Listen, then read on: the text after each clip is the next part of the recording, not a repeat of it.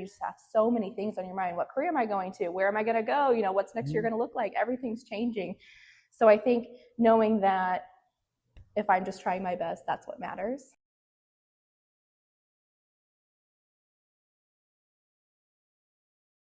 Hey, Hannah.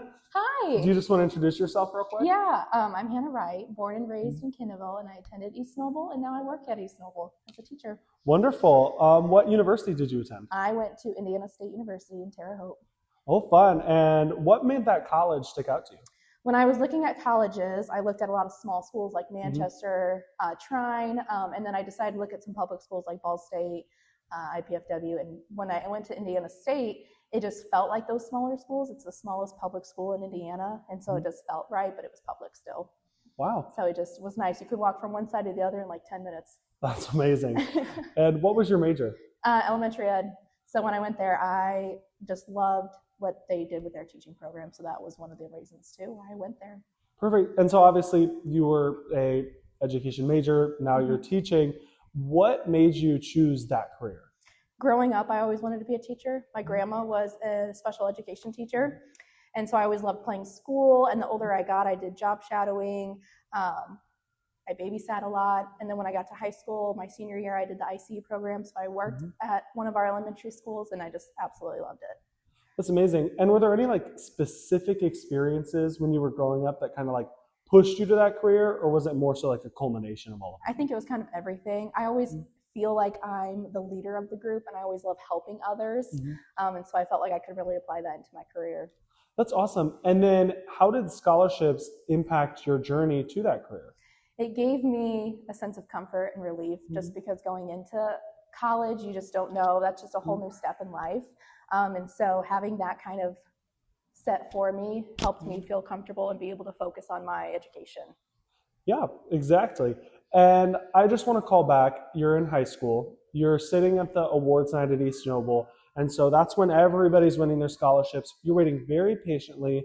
They call off the Cecil and Betty Smith scholarship, and then they finally call off your name. What did it feel like? Just relief. And just, I felt so humbled because growing up, school's never really been easy for me. And it was really hard to overcome some obstacles during school. And so having to interview, it felt like a lot of pressure on me. And so when it finally heard my name, it just felt like all of that hard work paid off. And I just felt relieved and so happy. Oh, that's awesome. And then what kind of like words or ideas were floating through your head? You kind of touched on it a little bit. Yeah, Like, I kind of was just like no way. Like I think I was kind of shocked too, like, oh my gosh, they picked me. And so I just felt, humbled.